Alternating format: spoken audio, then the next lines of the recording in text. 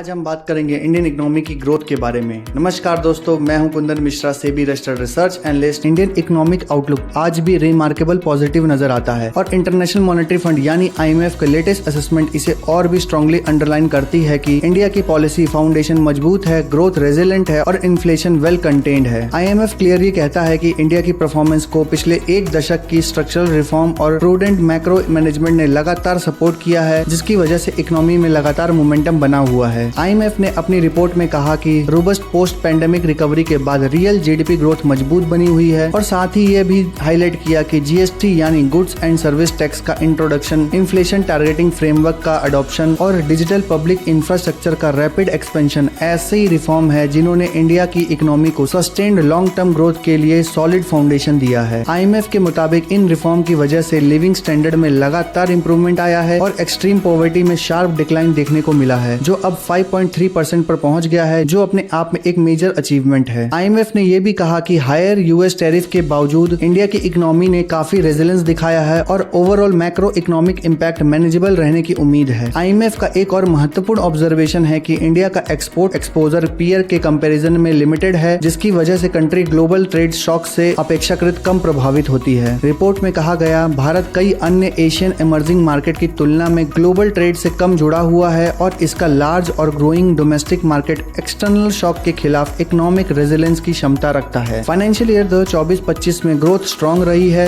Real GDP 6.5% तक expand हुआ है, जिसमें प्राइवेट कंजम्पशन और पब्लिक इन्वेस्टमेंट का बड़ा योगदान था। फाइनेंशियल ईयर 2025-26 के सेकेंड क्वार्टर में रियल GDP ग्रोथ 7.8% तक पहुंच गई और ये इम्प्रूवमेंट रूरल डिमांड के फर्म होने और इन्फ्लेशन डायनामिक के स्टेबल रहने की वजह से पॉसिबल हुआ। हेडलाइन इन्फ्लेशन सितंबर 2025 में गिरकर 1.5% पर आ गया, जिसकी बड़ी वजह लोअर फूड प्राइसेस रही, जबकि कोर इन्फ्लेशन 4.6% तक बढ़ा रहा है, जो हेल्थी डिमांड कंडीशन को रिफ्लेक्ट करता है। लेबर मार्केट डेटा भी पॉजिटिव ट्रेंड दिखाता है। फॉर्मल एम्प्लॉयमेंट में study increase, real veg rural और अर्बन दोनों क्षेत्रों में राइज करते दिखाई दिए हैं और अनएम्प्लॉयमेंट लो रहा है एट 5.2% पर। फिस्कल पॉलिसी की बात करें तो IMF ने कहा कि सेंट्रल फिजिकल कंसोलिडेशन में कंटिन्यूटी दिखा रहा है, जबकि स्टेट सोशल स्पेंडिंग बढ़ रही है, जिससे बैलेंस फिजिकल स्टांस मेंटेन हुआ है। हाल ही में लागू हुई सिंप्लीफाइड GST स्लैब और लोअर कंप्लायंस बर्डन पर आधारित GST रिफॉर्म को IMF ने अब वेलकम रिफॉर्म्स बताया है, जो कंजम्पशन इंक्रीज करेगा और टैक्स नेट को ब्रॉडन करेगा। फाइनेंशियल कंडीशन में भी नोटिसेबल सुधार हुआ है। RBI के टाइमली एक्शन के बाद इक्विटी मार्केट रिकवर हुए हैं, बॉन्ड यील्ड्स ईज हुए हैं और क्रेडिट कंडीशन स्टेबलाइज हुई है। हालांकि बैंक क्रेडिट ग्रोथ थोड़ी मॉडरेट रही। एक्सटर्नल इंडिकेटर भी स्टेबल हैं। Current account deficit financial year 2024-25 में सिर्फ 0.6% ऑफ GDP रहा, जिससे स्ट्रॉन्ग सर्विस एक्सपोर्ट्स ने सपोर्ट किया। फॉरेन एक्सचेंज रिजर्व अक्टूबर में बढ़कर $695 बिलियन तक पहुंच गए हैं, जो एक्सटर्नल सेक्टर की स्ट्रेंथ को रिफ्लेक्ट करता है। आगे की ग्रोथ प्रोजेक्शन में IMF का अंदाजा है कि फाइनेंशियल ईयर 2025-26 में रियल GDP 6.6% रहेगी और फाइनेंशियल ईयर 2026-27 में 6.2% रहेगी। IMF कहता है कि बाहरी प्रतिकूलता के बावजूद फेवरेबल डोमेस्टिक कंडीशन के सपोर्ट से ग्रोथ दर मजबूत रहने की उम्मीद है। External uncertainty specially US tariff जैसी सिचुएशन में गवर्नमेंट को निम्बल रिस्पांस मेंटेन करनी चाहिए। टैरिफ की वजह से जिन सेक्टर में डिस्ट्रप्शन आ सकते हैं, वहां फिस्कल सपोर्ट टारगेटेड, ट्रांसपेरेंट और टाइम बाउंड होना चाहिए। फिस्कल कंडीशन की पेस को आउटपुट गैप के हिसाब से कैलिब्रेट करने की सलाह भी IMF ने दी है। मीडियम टर्म में फिस्कल बफर रिबिल्ड करने के लिए डोमेस्टिक रेवेन्यू मोबिलाइजेशन को स्ट्रेंथन करना जरूरी बताया गया है। मॉनेटरी पॉलिसी को IMF डेटा ड्रिवन रहने की सलाह देता है और कहता है कि अगर टैरिफ प्रोलॉन्ग्ड होते हैं तो इसमें और भी ढील की गुंजाइश है। एक्सचेंज रेट को शॉक ऑब्जर्वर की तरह एक्ट करने देना चाहिए, जो कि इंडिया ट्रेडिशनली करता भी है। फाइनेंशियल सेक्टर में सेक्टर स्पेसिफिक वर्नेबिलिटीज एड्रेस करते रहना चाहिए ताकि ब्रॉडर फाइनेंशियल स्टेबिलिटी मेंटेन रहे। ओवरऑल IMF का मैसेज साफ है कि इंडिया की growth story strong fundamental, stable macro economic environment, improving labour market, controlled inflation, rising rural demand और एक्सपेंडिंग डिजिटल इकोनॉमी की वजह से आगे भी रोबस्ट बने रहेगी। इंडिया की लार्ज डोमेस्टिक मार्केट और स्ट्रक्चरल स्ट्रेंथन ग्लोबल अनसर्टेनिटीज के बीच एक प्रोटेक्टिव शील्ड की तरह काम करती रहेगी और अगर रिकमेंडेड पॉलिसीज इंप्लीमेंट होती रही, चाहे वो फिजिकल डिसिप्लिन हो, मॉनेटरी प्रूडेंस हो या फाइनेंशियल सेक्टर रिफॉर्म हो, तो भारत आने वाले वर्षों में भी world fastest growing major economy में अपनी पोजीशन मेंटेन करेगा। ये आउटलुक न सिर्फ इन्वेस्टर कॉन्फिडेंस को बूस्ट करता है, बल्कि ये सिग्नल भी देता है कि इंडिया एक ऐसे ग्रोथ ट्रैजेक्टरी पर है जो मीडियम और लॉन्ग टर्म दोनों होरिजन में सस्टेनेबल और एक्सपेंशनरी है। ऐसी ही इंफॉर्मेटिव वीडियो के लिए लाइक करें, सब्सक्राइब करें हमारे चैनल को। Thank you for watching our video.